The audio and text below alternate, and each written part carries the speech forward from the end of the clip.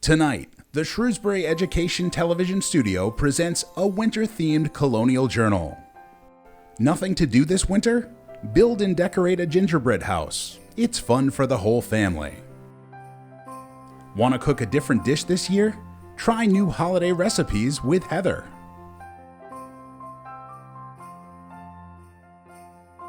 Worried about what to give this holiday season? Take a look at the latest winter fashion trends or head to your local winter craft fair. Want to host a holiday party this year but don't know where to start? It's all right here.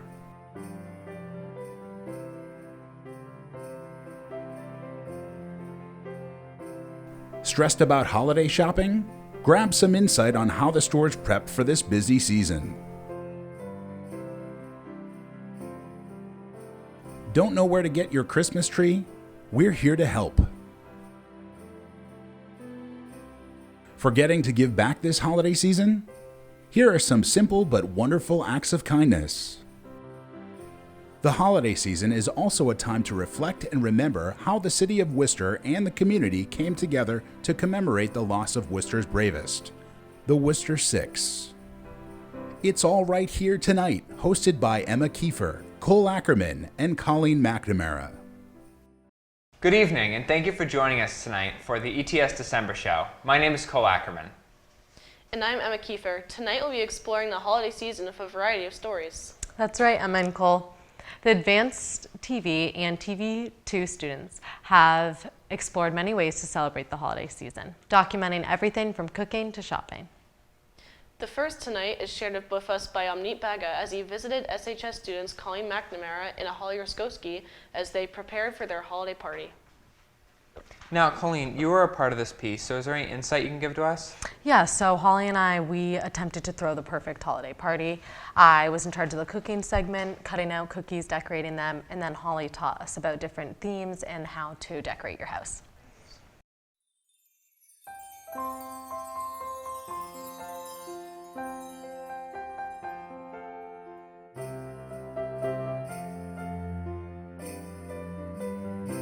The holidays are a time for celebration.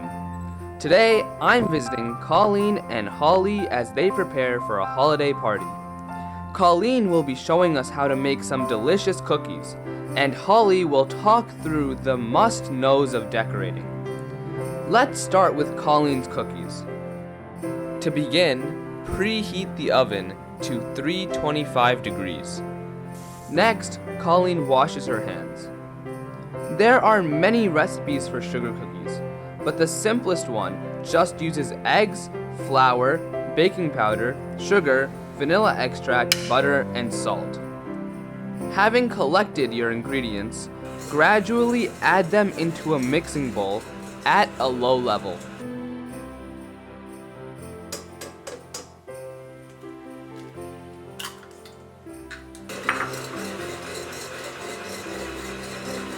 So now that you've washed your hands, you always want to roll up your sleeves so you don't get those dirty. And you can never have enough flour. And then take that dough we just made and then just decorate it with flour. Why add flour? So this is such an important part of the sugar cookie making process, so then it doesn't get all sticky on your hands and it just makes it a lot more easy. So let's start to make one. Grab a roller to flatten the dough. Then choose a cookie cutter to transform the dough into a holiday shape. Add the cutouts to a tray, about 2 inches apart. Colleen continues this until both trays are full. Put the cookies in the oven. Set a timer for about 16 minutes. While those bake, let's head over to Holly. When you're throwing a holiday party, obviously there's tons of different directions you can go in, and obviously you can make the food match that, but it's also important to make the decor match that as well. You can add traditional items such as stockings or non-traditional bright red berries to create a Christmas theme. Let's check on the cookies. Now that they're all done, give them some time to cool. In the meantime, make your frosting and toppings for the cookies.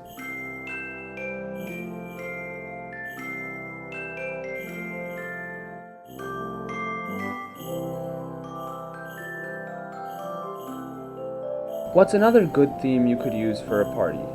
So if you're going for more of a winter theme or Hanukkah, the colors that you're going to want to drift towards would be, again, white, blue, maybe some other pops of colors. So these are just some smaller fun items that I love to put around. Again, I have these pillows that I've picked up.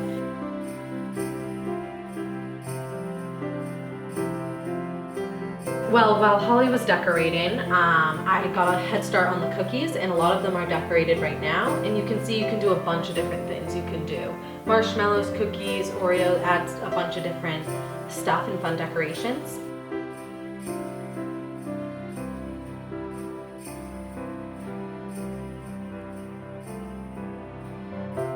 And that's all for the cooking segment today. And thanks for stopping in to see our holiday decor.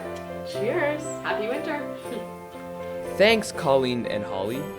Now it's time to throw your own holiday party.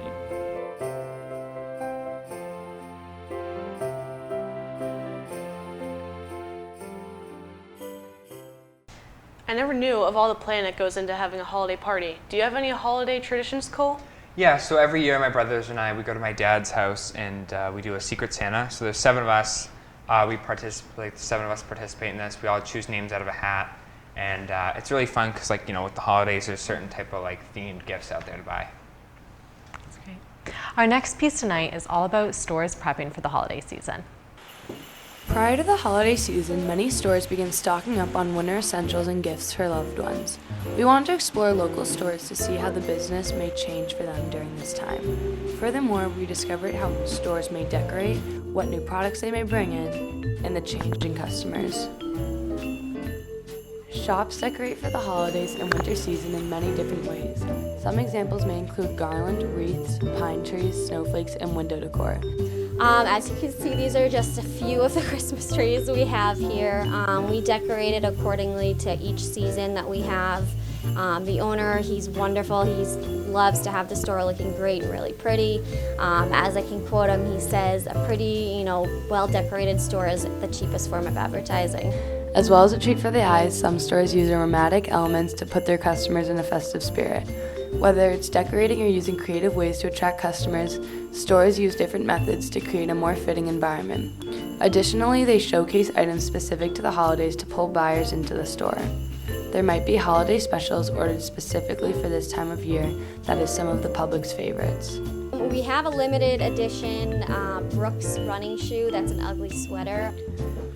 Due to the rise in sales during the holidays, there's an influx of customers that has to be taken care of. Many stores prepare by hiring additional help and scheduling their workers to work longer hours. According to Natural Insight, the same customers that come into the store during the off-season tend to spend more money during the holidays. Not only are there new buyers looking for gifts, but there are the same people spending more time and money at the shops. Overall, businesses prepare for the holidays in many ways, including decorating their stores to be more appealing, showcasing season favorites, and getting more staff to help out around the store.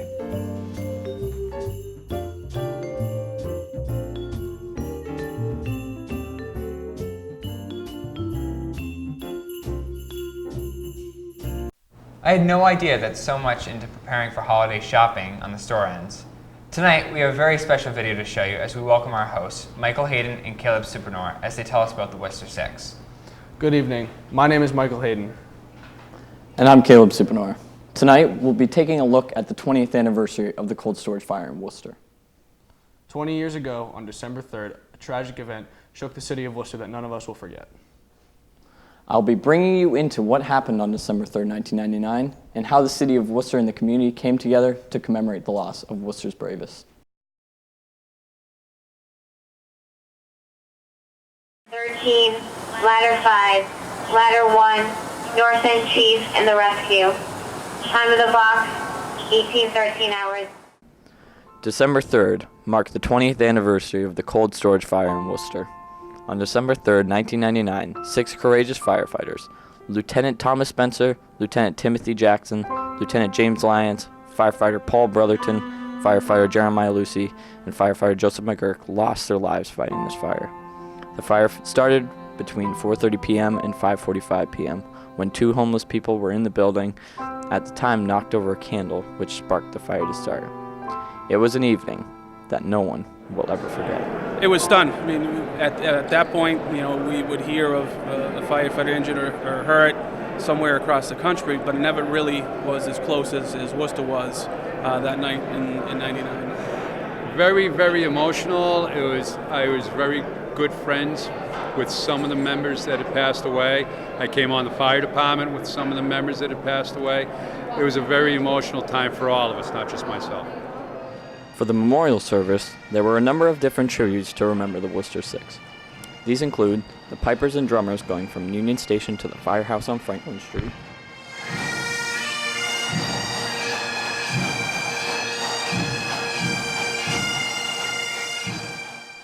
there were also speeches made by Lieutenant Governor Karen Polito, Mayor Joseph Petty of Worcester, and actor Dennis Leary, whose cousin was one of the firefighters who lost their life.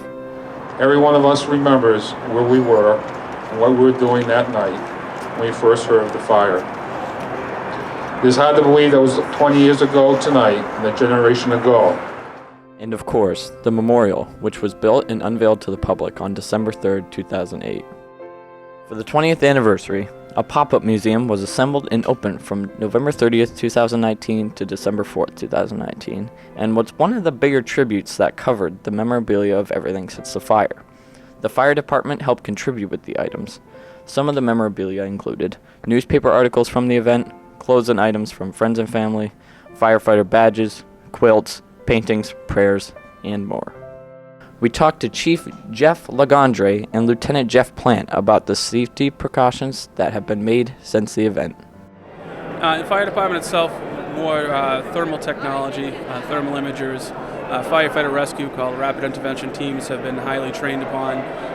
Education in general has taken off. We've seen, even at the collegiate level, more programs spawning up, firefighter safety and survival, fire administration.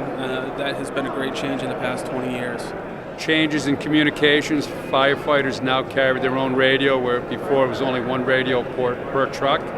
Changes in safety, changes in equipment. Their equipment is much better now, and changes in the way they fight fires. Overall, December 3rd, 1999 will be a day that the city of Worcester will never forget. For the 20th anniversary of the event, the community came together to remember and honor the firefighters who lost their lives, with a memorial service, pipe band tribute, a pop-up museum to display all the memorabilia since the fire, and speeches to reflect on the event. This was all brought together for the opportunity to remember Worcester's bravest.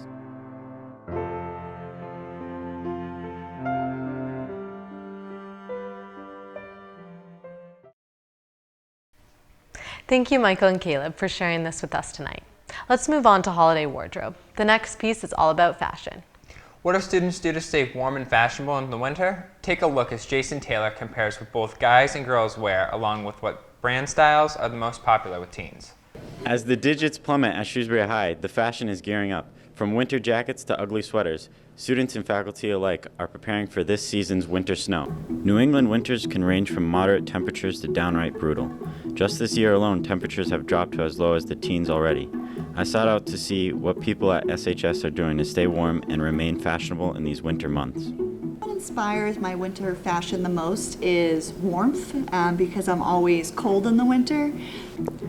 Some of the popular items that are commonly seen at SHS include long jackets, sweaters, sweatshirts, teddy coats, boots, and vests for girls, and work boots, sweatshirts, sweatpants, and flannels for guys. I'm always cold in the winter, and so I like to sort of buy clothing and look for materials that sort of emphasize staying cozy and warm, like lots of wools. This is has a fuzzy texture to it, so I like anything that's sort of fuzzy and warm and like a thicker material. Popular brands include North Face, LL Bean, Patagonia, Timberland, and TJ Maxx. Due to the range of temperatures found in New England, students enjoy layering with long sleeves, sweatshirts, and jackets in order to stay comfortable while being outside and sitting in a heated classroom. Popular items students use when outside are ear wraps, long jackets, warm socks, and scarves. I always have gloves and hats on deck. I like layer up, I guess. Wear my fuzzy shoes, fuzzy jacket. According to StayTrendy.com, some winter fashion predictions include the use of denim, oversized clothing, complex layering, and vintage style. All of these trends can already be seen in what students are wearing at the high school.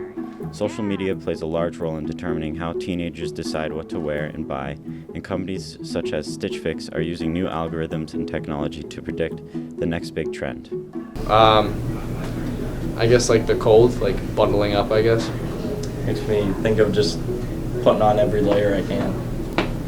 I like more muted pieces that you can wear over and over that kind of go through trends and come out on the other side and you're still able to wear it. So Gap, Banana Republic, Old Navy is great, or like a J. Crew factory because the regular store is kind of pricey.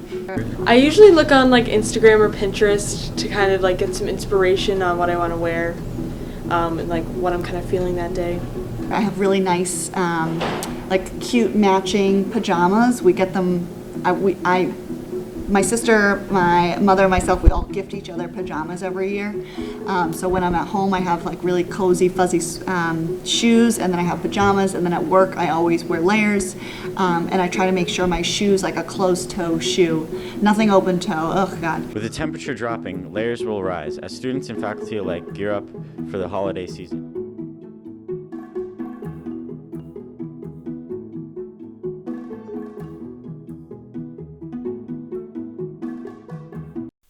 Wow, now I have so many ideas for Christmas and New Year's outfits. It seems it's never too early to get ready for the holiday season. One of my favorite parts of the holiday season is cutting down a Christmas tree and decorating it with my family. Each year we take the stump and line them up so it's cool to see the sizes of our trees in past years. Bella Hannaford explored how local families get their Christmas trees and what type of tree they get. Bella visited Christmas tree farms around and investigated how they prepare for the busiest time of year. Wrapping up the autumn season, families around Shrewsbury have begun their holiday preparations. Local farms and holiday stores are in the midst of getting ready for the busiest time of year. Many of these local places are selling trees at fair prices within the months of November and December. Places around town, including family-owned farms such as Bigelow's and Clarabelle's, are expecting floods of customers due to their sweet deals and convenient locations. At Clarabelle's farm in Shrewsbury, Massachusetts, it is a family tradition for many to visit the farm during the holiday season. The farm opens the weekend following Thanksgiving and is the busiest weekend for the farm. With the trees being sold for a flat $70 each, it is a popular farm among residents. Customers are also provided with a warm apple cider inside the main building. Owners of Clarabelle Farm, Alan Bushy and daughter Olivia Bushy, explain more. So we have 3 different kinds. We have Fraser fir, this shorter needle, shiny at the bottom. We have a Canaan fir, which is a little bit longer, thinner needles. The last is a concolor fir, also known as a white fir. We start the day after Thanksgiving, and then we sell until we reach our certain quota. It's at a steady pace. Right now we've about leveled out to a normal amount of trees sold each year. People come and they get a saw and a wagon if there's one available at the time, and then they go around and they find their tree, they cut it down, they bring it back up, and we will shake it to get rid of all the leaves and dead needles in there, and then we bale it, which is basically putting some netting around the tree so it's easier to tie up onto the top of their car or put in the back of their car. While families look to pick out the perfect tree for their home, there are many characteristics that are considered. With each tree varying in size and shape, many yearly visitors have tips regarding what tree to pick out to get the perfect fit. It's known that many residents in the town of Shrewsbury take their annual visits to Bigelow for the holiday essentials. This hardware store specializes in decor and Christmas trees around the holiday season. As the weather becomes colder, the annual holiday shoppers are rushing to shop for traditional items during these last few weeks of the busy year.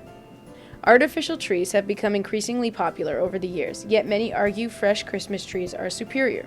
One Shrewsbury resident shares why her family gets a real tree each year. We buy a real Christmas tree. I don't know what type of Christmas tree it is, whether it's like a Fraser fir or blue spruce, but we buy a real one that we cut down as a family. We buy our Christmas tree at Clarabelle Farms, which is right around the corner from our house. I think all of my favorite ornaments are the ones that have all the pictures of my kids or my family on them. or ornaments of places that we've been, because we tend to collect an ornament everywhere we go. But I think my favorite ornament is the one of our cuckoo clock. Because my husband and I went to Germany one year and we got a cuckoo clock, and which we love, and that ornament reminds me of that experience every time I hang it on the tree. However, many families have an artificial tree for the holiday season. Artificial trees are more environmentally friendly, last longer, and are great for those with allergies.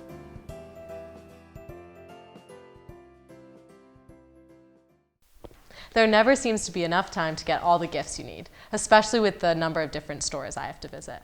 You know, for the past few years, there has been a holiday craft fair at Oak Middle School. This year was on November 23rd. That's right, Cole. It's a great event to visit for all your holiday shopping. Let's see what Erin learned at the fair. At the end of November, Oak Middle School holds an event where people all around central Massachusetts can buy baked goods, ornaments, holiday decorations, and more. This event is coordinated by Melissa Hollenbach, who also coordinates the farmers market. My favorite part is that it supports local vendors and farmers, and this is something that is very, very important to me, that we support the local. To organize a fair so big, she has to contact people to sell their products almost 5 months before the event. She also has to collect money from the vendors and plan the layout and sellers, and set up the tables at different stations to sell and promote their products. Vendors were selling items such as essential oils, handmade jewelry, plants, bread, and other baked goods, and so much more. This occasion is held annually and is always around the holiday season. I also started and run the Shrewsbury Farmers Market, and a lot of my vendors wanted, and customers wanted to have something for the holidays or in the winter. So we thought we'd just do it as a little trial, and the robotics pie was about the right time, and it just seemed like a really good fit between holidays and shopping and buying local and supporting local groups. The Shrewsbury High School Robotics Club is also a big part of this event. The reason for this is to raise money for this club to have funds for buses, events, and equipment. This event is important to robotics because this is the biggest fundraiser we'll have all year long, and all the monies that we make from this event will go into materials that we're going to use to build the robot. Robotics is an expensive activity and is constantly needing new supplies and building materials in order to continue the craft. The Robotics Club make and sell apple pies. They keep the profit and get to keep some of the total money from this event. This money supplies the club with enough money to cover the cost of materials. The price is $17. Might be a little expensive, but it's organic, you know, and it's handmade, completely handmade, so it's very healthy. The fair is an opportunity where many local people can buy goods. This helps people from central Massachusetts sell and promote their merchandise. These vendors at the fair sold stuff such as baked goods, stuffed animals, ornaments, wreaths, honey, and honeycombs, and much, much more. Most vendors' favorite part about the event is selling goods and meeting other sellers. Favorite part? I do like sampling the honey, but talking to people and just educating on different varieties of honey, and getting out in the public. I started beekeeping as a teenager, helping my uncle in Ireland. When I started here in the States, probably 8 years ago, I started. Just started with 2 hives and eventually grew it to over 30 hives. Many of these sellers have been selling making products for years and are very passionate about what they do. Well, if I didn't sell them, I'd have an abundant amount of honey that I'd probably be adding to my waistline, so it's good to sell it. This event is annual, so next November, make sure to mark your calendars and get some early holiday shopping done.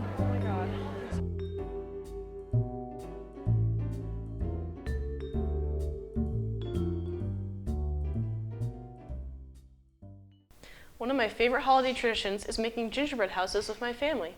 I also love decorating gingerbread houses. I think the struggle is if you want to make it homemade or store-bought, but it's always fun baking at your house.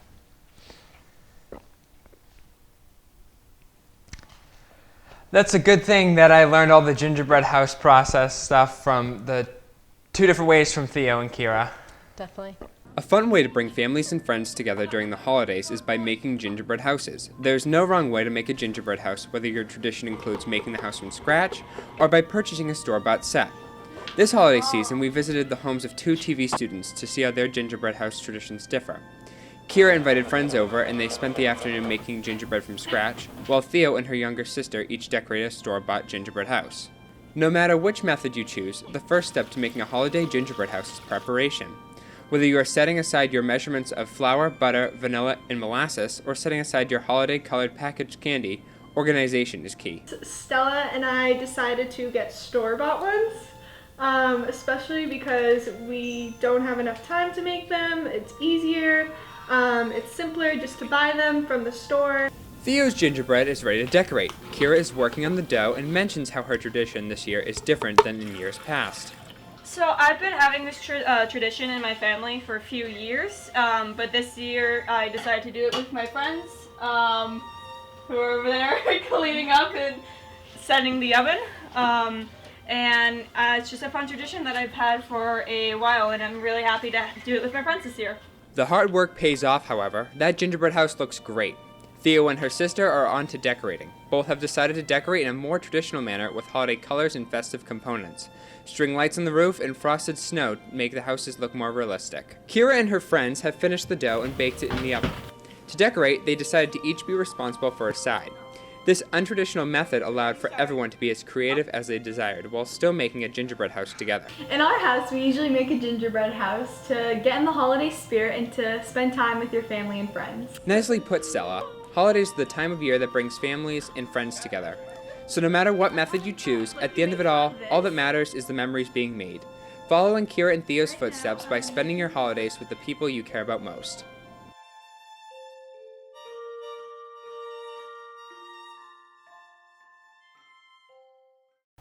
There's so much more to the holiday season than just outfit shopping and cooking. That's right, Colleen. The winter time is a time to give back, the latest trend being acts of kindness. Let's see what Max Evers was able to discover about kindness during the holiday season around SHS. Shrewsbury High School has been playing music between classes on Fridays, and students are starting to realize that it's the little things that can make someone's day. But I've managed to find one team of students who has decided to take this concept to the next level. Meet Patrick Duggan and Ava Wells, who have been taking inspiration from one of their favorite shows, Billy on the Street, and are attempting to spread some holiday cheer here at SHS through the magic of street-style interviews. I was invited to join them on their quest for smiles. So we were thinking that the focus could be acts of kindness during the holidays. We were going to get a list of what people said and then later go out and do them. And off we went. This was about to get interesting. I'm Max Evers. I'm here with Ava Wells and Pat Duggan, and today we're going to be interviewing people at SHS to spread some holiday cheer. I'm here with Thomas Pitney, right? And basically, I have a couple questions to ask you today. So first, what do you think is the best way to spread holiday cheer? Well, I think the best way to spread holiday cheer is to not necessarily focus on what holiday we're celebrating, but really try and get that festive spirit that we see around Christmas, Hanukkah, all the holidays that surround here, and try and build a better community working together. That's a great answer, very inspiring. We have some questions for you. Amneet. Okay, this is Amneet. Amneet, what is the best way to spread holiday cheer? Be nice to others and just be nice to other people. Great answer. Okay, what is the best way to spread holiday cheer?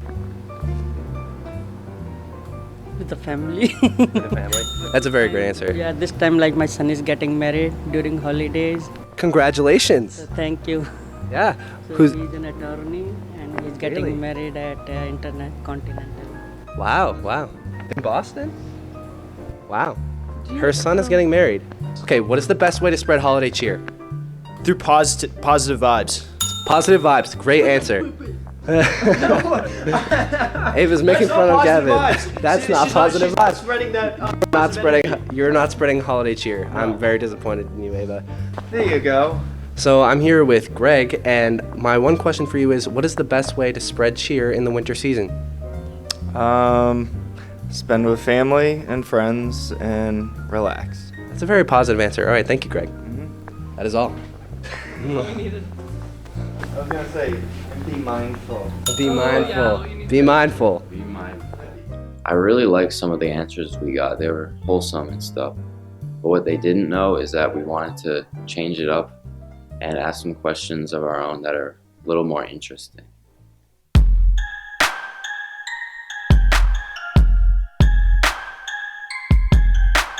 Thomas, I have another question for you. It's 2019. When are we finally going to get the snow woman instead of the snowman? I don't know. I mean, it's kind of like a lot of other things. A lot of it depends on how people interpret the man and the woman in the position. I consider it more as a title, but I think, but you can certainly have it. Why is eating ice cream in the winter looked down upon in our society? Because ice cream's cold and it's cold outside. Okay. What's wrong with that? Is there something really wrong with that? I don't see a problem with it. I do it myself. Oh, okay. You do it yourself? Okay, I see. He's cultured. On a scale of bowling alley pretzels to ocean water, how salty do you think ice melt tastes? I say ocean water, right? No. Correct. All right, thank you, Amit. Ava? Who do you think's better at ice skating, Lil Wayne or Mr. Bazidlo? Have you met Mr. Bazidlo? Yes. Have you met Lil Wayne? No. He's relatively short, has dreadlocks. Oh, yeah. So I don't know how that would impact his skating performance, but who do you think would be the better skater? Mr. Venezuela. That's correct. I would agree with that too. That's correct. Thank you. Okay, so on a scale of bowling alley pretzels to ocean water, how salty do you think ice melt tastes? The bowling pretzels are pretty salty, so I think I'd go with the bowling pretzels. Bowling alley pretzels it is. Overall, I would say these two students have found a really great way to make the world just a little brighter. They certainly made my day, and I hope that they made yours.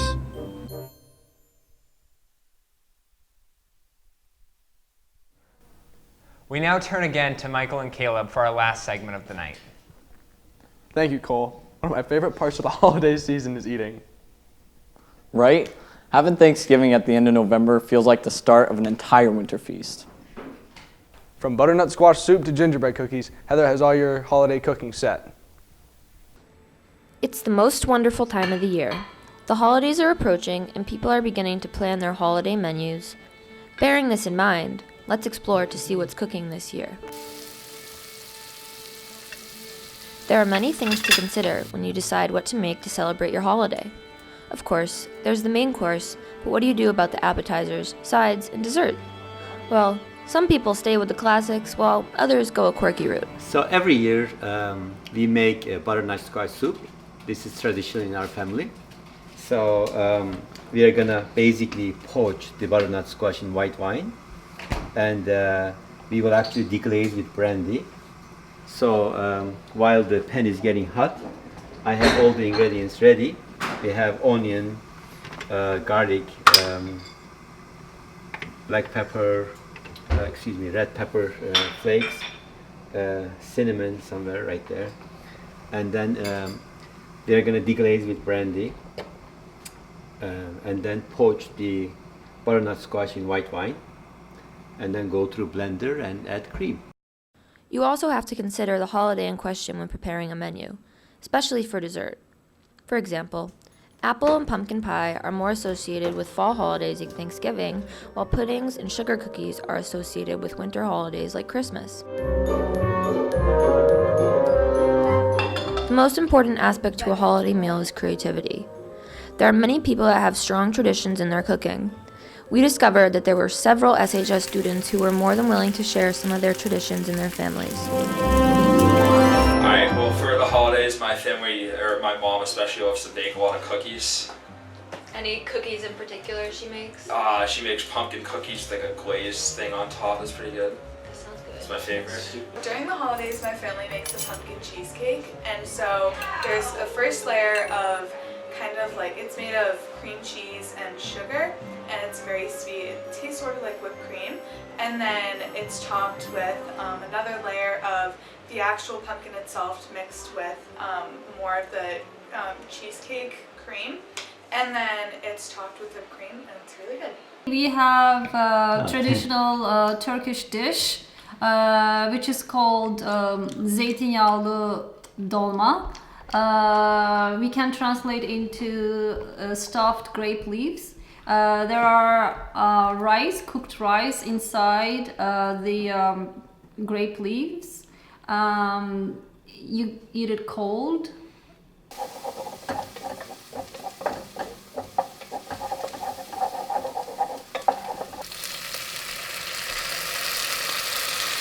You want to make sure you cook it for about a minute to let the alcohol evaporate.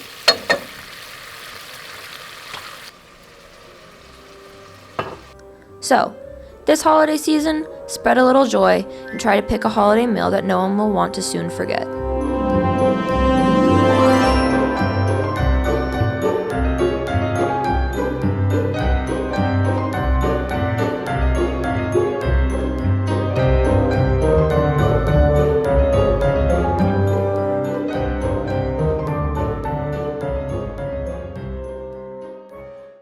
That looks like it's the end of our show. I cannot wait for the holiday season. Me neither. There's so much to try and do this winter. Thank you for joining us tonight for this year's Colonial Journal. And happy holidays from all of us here at ATS.